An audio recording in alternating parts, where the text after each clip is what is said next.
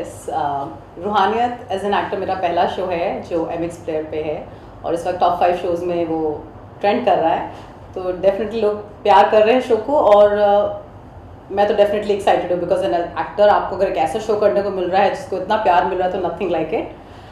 जहाँ तक शो का सवाल है, शो जो है it's a love story come thriller. एक बंदा जो किसी ट्रॉमा से गुजर रहा है और मेंटली स्टेबल नहीं है बट प्यार ढूंढ रहा है लाइफ में और उसको क्या प्रॉब्लम्स आ रही हैं उसमें।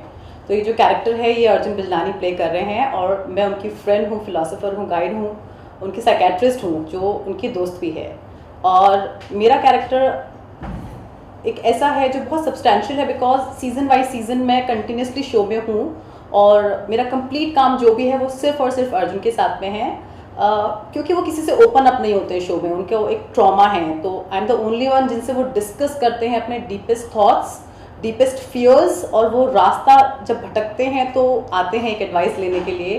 तो वो इंसान जो उनकी लाइफ में उनको एक एडवाइस दे रहा है, जो गाइडेंस दे रहा है, वो मैं ही हूँ। And I feel blessed and very fortunate कि मुझे अर्जुन के साथ काम करने का मौका मिला है क्योंकि वो एक्सट्रीमली हार्ड वर्किंग है, सपोर्टिव है और जो मैं कर रही हूँ उनको गाइड करने वाला काम शो में एक्चुअली रियल में वो कर रहे हैं। उन्होंने मुझे स्टेप बाय स्टेप गाइड करा है on my journey of being an actor.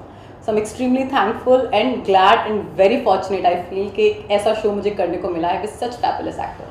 Right, और आज तक में आपने 10 साल काम किया है, अब जो है एज एन एक्टर आप सबके सामने आ रही है। आज तक में काम करने के बाद भी आपने 7 साल का समय लिया, 7-8 साल का, तो उस गैप के बारे में बताइए कि आज तक के बाद आपने इतना बड़ा गैप और अब एक्टिंग की तरफ, तो ये करियर के बारे में अगर थोड़ा सा हमारी ऑडियंस को बताया। यस, आई थिंक मेरी ज़िंदगी की 1/3 लाइफ मैंने आज तक के साथ निकाल ली है जो एक बहुत बड़ा टाइम होता है। लेकिन eight the same time I think बहुत फॉर्चुनेट रही हूँ क्योंकि बहुत अच्छा टाइम मैंने स्पेंड किया है कितने अच्छे न्यूज़ चैनल में। मैं एक एंटरटेनमेंट जर्नलिस्ट थी, न्यूज़ एंकर थी उनके साथ में और मेरा अपना शो था वहाँ पर सास बहू बेटी है जिसके साथ मेरा 7 साल का एसोसिएशन था। It was like a baby to me. उस शो को मैंने लॉन्च किया है, वो मेरे साथ बड़ा हुआ है, मैं उस शो के साथ बड़ी हुई हूँ। छोड़ना मेरा एक कॉन्शियस डिसीजन था बिकॉज लाइफ में कुछ और भी चीज़ें थी जो मुझे करनी थी तो उस वक्त ब्रेक लेना पड़ा। But I was not happy about that break because I think I love camera, as simple as that मैं बोल दूँ। लेकिन कुछ और उस वक्त कॉम्प्लिकेशंस थे जिसकी वजह से मुझे छोड़ना पड़ा और ब्रेक बहुत लंबा हुआ। लेकिन आई थिंक ये ब्रेक मेरे लिए बहुत पॉजिटिव रहा क्योंकि इस ब्रेक में मैं सोच पाई कि मुझे करना क्या है।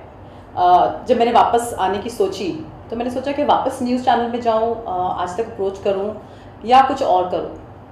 तो at the same time I realized कि OTT प्लेटफॉर्म बहुत बड़ा हो गया है, so there is a scope जहाँ आप कुछ कर सकते हैं। आपको एक मौका तो एटलीस्ट मिल ही सकता है और अगर आप में वो कैलिबर है और आप करना चाहते हैं तो वाई नॉट। जो ब्रेक मैंने लिया ना, आई थिंक ये ब्रेक मेरे लिए बहुत पॉजिटिव साबित हुआ है क्योंकि मैं एक शांत दिमाग के साथ सोच पाई हूँ कि मुझे एक्चुअली करना क्या है। आई वॉज वेरी श्योर कि मुझे वापसी करनी है, मुझे अभी और नहीं बैठना है, जो मेरी ड्यूटीज थी वो फिल हो चुकी हैं, अब मुझे वापस आना है। लेकिन मैं न्यूज़ चैनल के थ्रू ही वापस आऊँ ऑन कैमरा या कुछ और करूँ।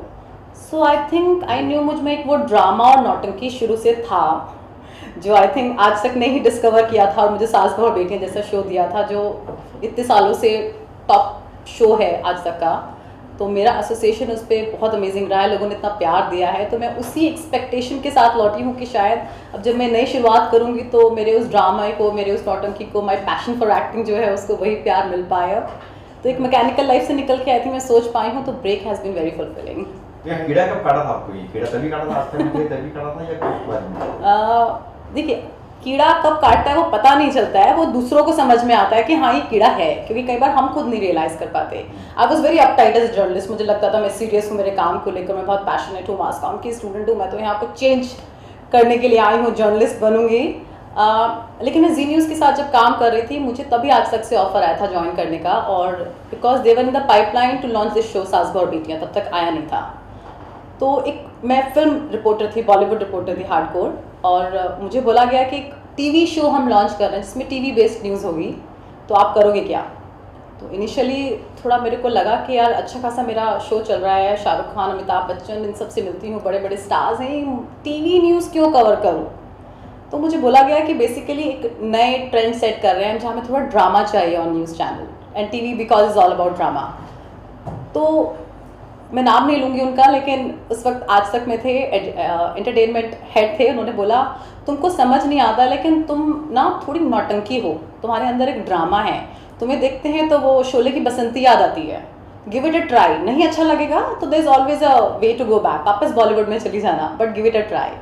तो आई थिंक उसके बाद ना किसी ने वापसी करने को बोला और ना ही मेरे कभी दिमाग में ख्याल आया, क्योंकि तब मुझे भी लगा कि हाँ मेरे अंदर शायद एक ड्रामा है, एक नौटंकी है जो कैमरा पे अच्छी निकलती है, तो व्हाई नॉट।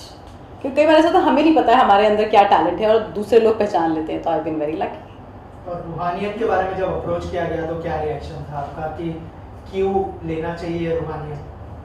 सी रूहानियत भी एक ऐसा माइलस्टोन है जो मैं कहूँगी थैंक गॉड मेरे को मिला, बिकॉज इससे मुझे कॉन्फिडेंस आया कि अगर मुझे सामने से भी कोई ऑफर आ रहा है तो इसका मतलब है कहीं ना कहीं एक कैपेबिलिटी है, शायद मैं कर सकती हूँ।